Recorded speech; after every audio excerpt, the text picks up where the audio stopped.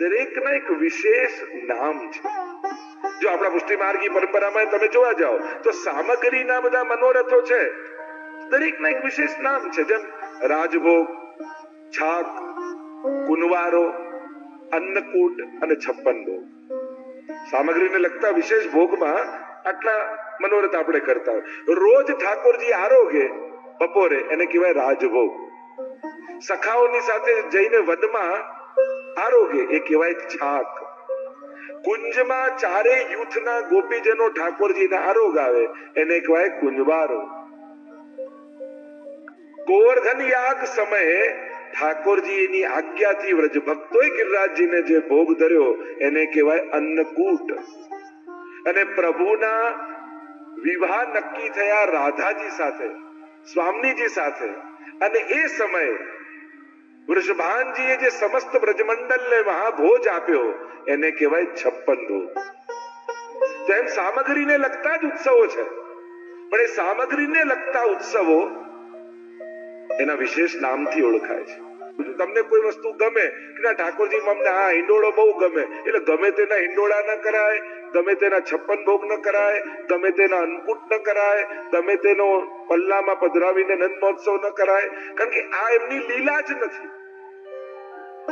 આ બધા વિધાનો ક્યાંથી આવે? એમને જે લીલાઓ કરી હોય એ પ્રકારે એમનું આરાધન થતું હોય. હવે અન્નકૂટ ની લીલા ઠાકોરજી જોડે બરાબર છે, પણ બીજા કોઈ દેવે અન્નકૂટ ખર્યો જ ન હોય તો એમને અન્નકૂટ ન કહેવાય, એને મહાભોગ કહી શકાય.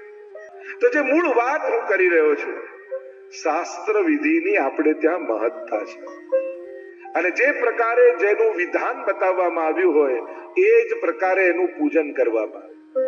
તો જો આપણો વિષય ચાલી રહ્યો છે ગિરિરાજજી, તો ગિરિરાજજીની સેવાનો પ્રકાર શું છે, એના પૂજનનો પ્રકાર શું છે? એ જ ગિરિરાજજી જ્યારે તમે વ્રજમાં જાઓ ત્યારે એમ કહો છો કે મેં ગિરિરાજજીની પૂજા કરી. એ જ ગિરિરાજજી ઘરે બિરાજતા હોય તો આપણે કે મેં ગિરિરાજજીની સેવા અમારા ઘરે બિરાજે છે. ત્યાં વ્રજના દેવતા છે, અમારો દેવ ગોવર્ધન નાનો, અને એટલા માટે 16उपचार ને 5उपचार પૂજન કરવામાં આવે છે. એટલે જ દૂધનો અભિષેક કરવામાં આવે છે. ત્યાં અભિષેકની મહત્તા છે. ઘરે બિરાજતા હોય ઠાકોરજી, એમને દૂધનો અભિષેક નથી થતો, એમને આરોગ અવાય છે, પણ ગિરિરાજજીને અભિષેક થાય છે. તો એની વિધા છે, એનું વિધાન છે. એ જ રીતે યમુનાજીનું પૂજન કરવા જાઓ ત્યારે પણ એનું પૂજનનો પ્રકાર છે. આમ જે ચર્ચા આપણે કરી રહ્યા છે, શ્રી ગિરિરાજ બાવાનું મહાત્મ્ય આપણે ત્યાં વિશેષ રૂપે બતાવ્યું. એટલે જ પરિક્રમા પણ ગિરિરાજજીની કરો છો એ પણ પૂજનનો એક અંગ છે. તમે ઘરે પણ પૂજન કર્યું હશે ને તો ભૂદેવ કહેશે હાથ આમ ગોળ ગોળ ફેરવો, પરિક્રમા પદે પદે. જે 16 સ્ટેપ પૂજાના છે એમાં એક સ્ટેપ પરિક્રમા પણ છે. એટલે ગિરિરાજજીની પરિક્રમા કરવામાં આવે છે. 7 કોષની પરિક્રમાનો પ્રકાર આપણે ત્યાં છે. ગિરિરાજજીના 5 સ્વરૂપો માનવામાં આવે આપણે ત્યાં, કે જ્યારે કોઈ વૈષ્ણવ ગિરિરાજજીની પરિક્રમા કરે તો આ 5 માંથી કોઈ એક સ્વરૂપે ગિરિરાજજી નિશ્ચિત એમને દર્શન આપે છે. આજે પણ ગિરિરાજજીનું એક સ્વરૂપ છે ગાયનું, બીજું સ્વરૂપ છે ભુજંગ સર્પનું, ત્રીજું સ્વરૂપ છે ગોવાલનું, ચોથું સ્વરૂપ ગિરિરાજજીનું છે રત્ન જડિત ગિરિરાજજીનું રૂપ. એમ અનેક અત્યારે વધારે ચર્ચામાં નથી જતા, 5 સ્વરૂપો ગિરિરાજજીના બતાવવામાં આવ્યા. આમાંથી કોઈ એક સ્વરૂપે નિશ્ચિત ગિરિરાજ બાબા દર્શન આપે છે. ગિરિરાજ બાબાનું મહાત્મ્ય વિશેષ રૂપે વર્ણિત કરવામાં આવ્યું. શ્રી ગિરિરાજજીના આરાધનનો ક્રમ બતાવ્યો ઠાકોરજીએ. ગોવર્ધન પૂજા કરી છે અને ઇન્દ્રને સમાચાર મળ્યા કે આ વ્રજવાસીઓએ ઇન્દ્રયાગ બંધ કરી અને કોઈ નવો ગોવર્ધન યાગ શરૂ કર્યો છે. જો ગિરિરાજજીમાં મુખારવિંદ છે, તમને વ્રજમાં બીજે ક્યાંય મુખારવિંદ નહીં જોવા મળે. વ્રજને જો એક આકાર માનો, મનુષ્ય આકારે, તે વ્રજ સ્વરૂપનું મુખ એ ગિરિરાજ. આટલી વસ્તુને ભગવાનના મુખ આપણે ત્યાં માનવામાં આવે.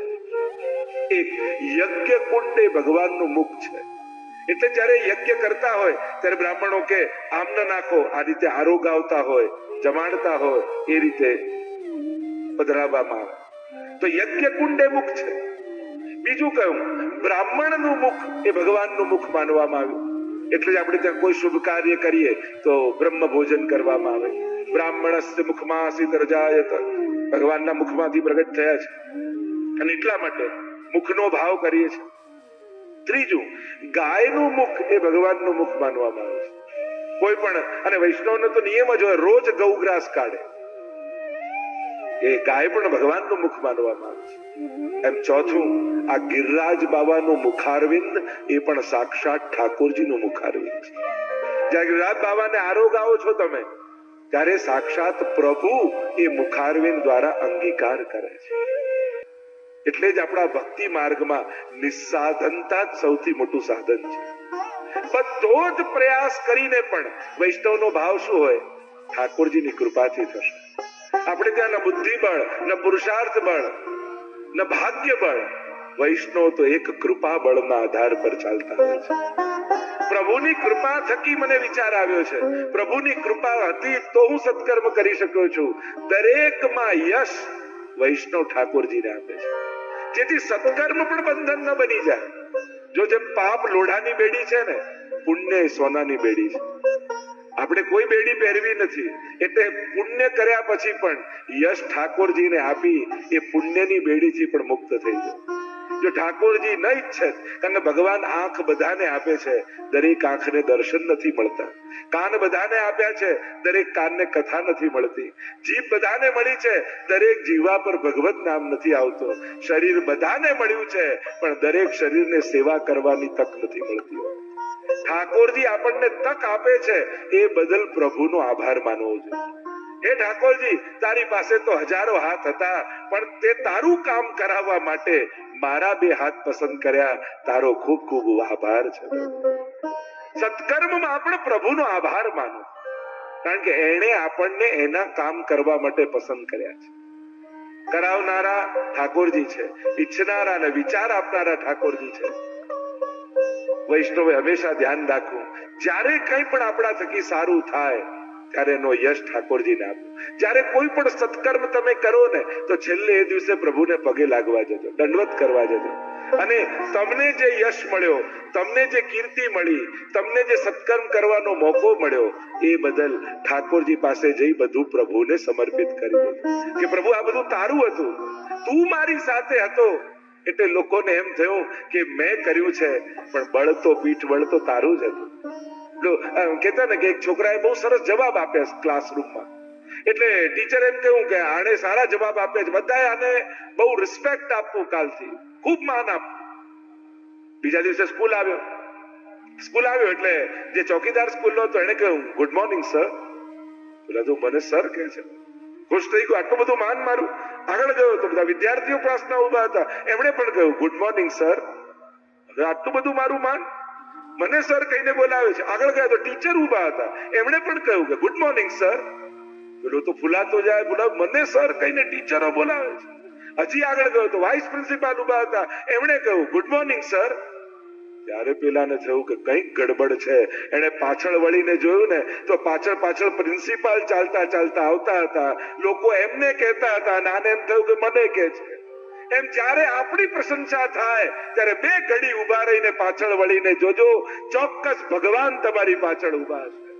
લોકો એની પ્રશંસા કરે છે અને આપણે એમ માનીએ છીએ કે આપણી પ્રશંસા થઈ રહી છે. આ પીઠબળ પરમાત્માનું હોય ને, તો જ સત્કર્મોમાં સફળ થઈ શકાય છે.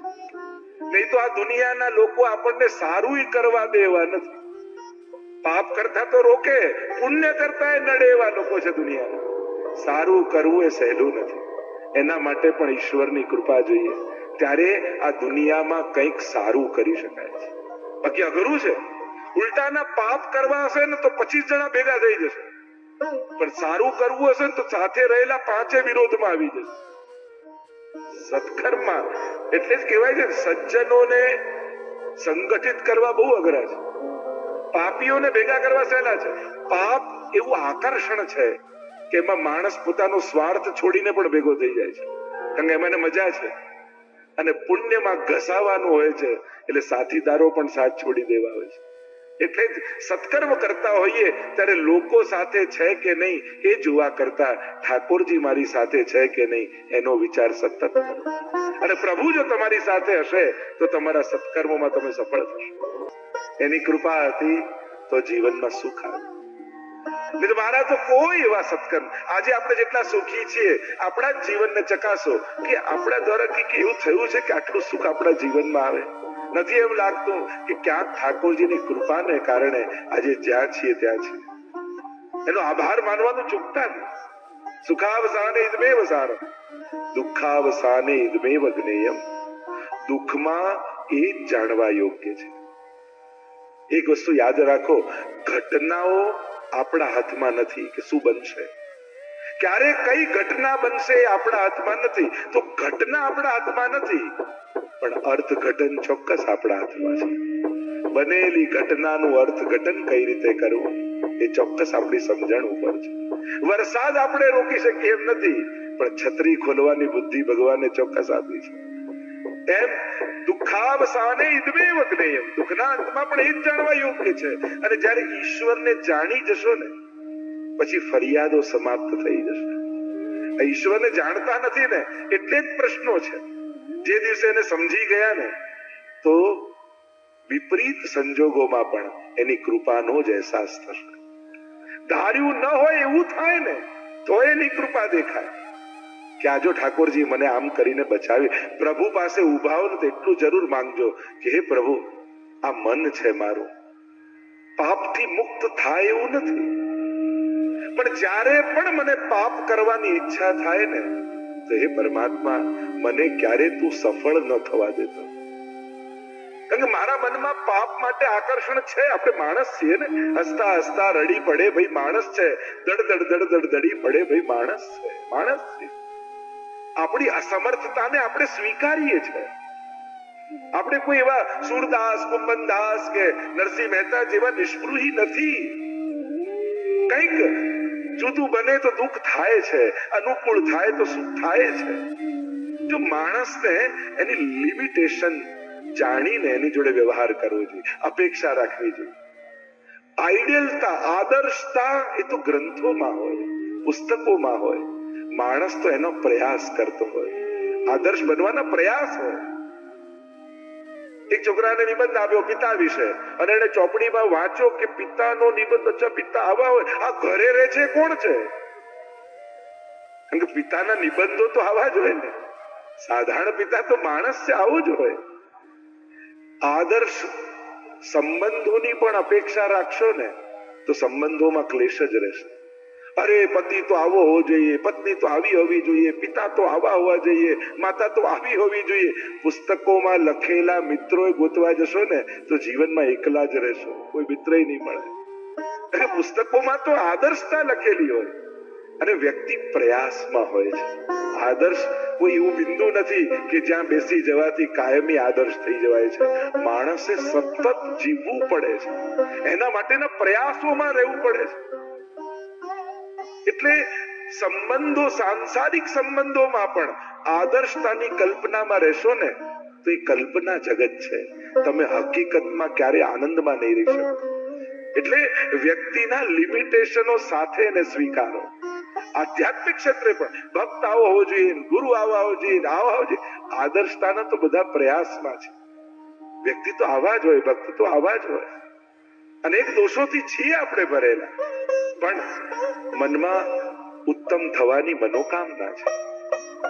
નહીં તો આપણે કોઈ આદર્શ પરિવાર એટલે એવું થોડી માનીએ કે પેલી મહાભારત સિરિયલની લેંગ્વેજ જેવું બોલે, આવો નાથ પધારો, આપ આવી ગયા, આપના માટે ભોજન તૈયાર છે.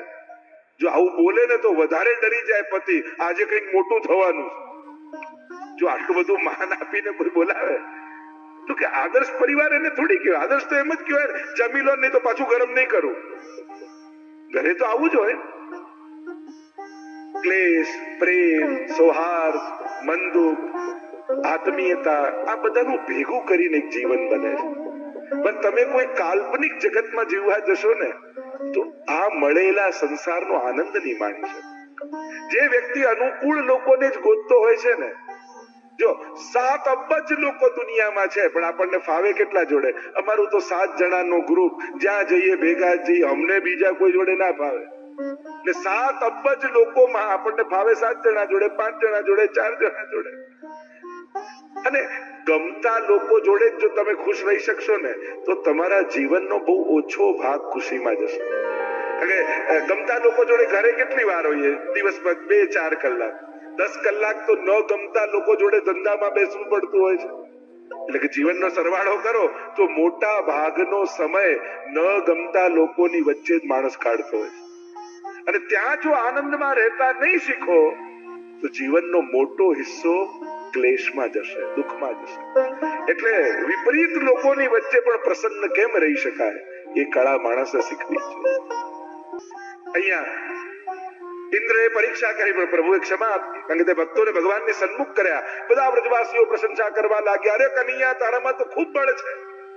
પણ આ તો યશોદાના પુત્ર છે. ઠાકોરજી પુત્ર કોના છે? નંદ અને યશોદાના. નંદ કોણ? જે બધાને આનંદ વાટે, એ નંદ. અને યશોદા કોણ? કર્યું બધું જ પોતે હોય પણ યશ બીજાને વાટી દે, એ જ યશોદા છે.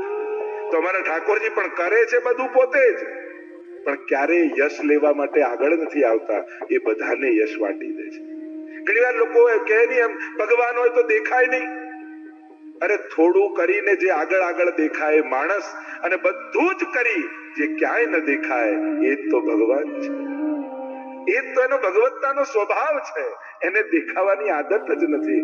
કરે છે બધું જ, પણ એને ક્યારે દેખાવાની આદત નથી. કોઈ કાર્યનું યશ ભગવાન ક્યારે લેતા નથી. અને ભગવાનનો ભક્ત પણ એવો જ હોય, કરે બધું જ પોતે, યશ લેવાનો વારો આવે ત્યારે બધાને વાગે. આ તો બધાનો સાથ હતો, એટલે આ તો બધા જોડે હતા, એટલે આ તો પરિવારનો સાથ હતો, એટલે જે કાંઈ પણ યશ મળ્યો હોય પ્રસાદ માનીને બધાને વાટી દે. વૈષ્ણવ માટે જે પણ એને જીવનમાં મળે છે ને, એ એના કર્મોનું સફળતાનું ફળ નથી, ઠાકોરજીની પ્રસન્નતાનો પ્રસાદ માને છે. અને પ્રસાદને ખવાય નહીં, પ્રસાદને વંટાય. આપણે ત્યાં તો મહાપ્રસાદની મહત્તા છે ને. ઠાકોરજીને ધરીને લઈએ એ પ્રસાદ, અને વૈષ્ણવને વાટી જે બચે એને ગ્રહણ કરો, એ મહાપ્રસાદ છે. એટલે જીવનમાં પણ જે મળ્યું છે એને મહાપ્રસાદ માનીને સ્વીકારજો. જે મળ્યું એને વાટો, અને બચે પછી ગ્રહણ કરો, તો એ ઠાકોરજીનો મહાપ્રસાદ બની જશે. એ બંધન, જો જમવાનું બંધન હોય, પ્રસાદ લેવાનું કોઈ બંધન ન હોય. તમે જમવા જાઓ તો એ કર્મ છે, પણ પ્રસાદ લેવા બેઠા હોય એને શેનું બંધન? પોતાના કામ માટે દોડે તો બંધન છે, સેવા માટે દોડે એ તો બંધનોમાંથી મુક્તિ છે. એટલે જ્યારે આપણા કર્મોના કેન્દ્રમાં કૃષ્ણ બિરાજી જાય છે, ત્યારે ભરેલું પ્રત્યેક ડગલું ગાંઠોને ખોલનારું થઈ જાય છે. જ્યારે તમારા લક્ષ્યો ઉત્તમ હોય છે, અલૌકિક હોય છે, ત્યારે એના માટેના કરેલા લૌકિક પ્રયાસો પણ તમારી લૌકિક ગાંઠોને ખોલનારા હોય છે. કારણ કે તમારું લક્ષ્ય ભગવાન છે, સેવા છે, ઉત્તમતા છે, અલૌકિકતા છે. અને અલૌકિકતા તરફની ગતિ એ આપણા લૌકિક બંધનોને ખોલનારી હોય છે. અહીંયા પ્રભુ બોલ્યા, જ્યારે બધા યશ આપવા લાગ્યા ત્યારે ઠાકોરજી બોલ્યા છે, કछु માખન કો બલ બઢ્યો, કछु ગોપન કી સહાય, अरे राधे जो की कृपा ते मैंने गोवर्धन लियो, कछु माखन को बल बढ़्यो. આ તો વ્રજવાસીઓ તમે માખણ ખવડાવો છો ને, એનાથી મને તાકાત આવી, તમે ઉચકી લીધો. યશ આપ્યો વ્રજવાસીઓ. કछु ગોપન કી સહાય, આ ગોપોએ લાકડી લગાડી એટલે ઉચકાયો, હું એકલો થોડી ઉચકી શકું.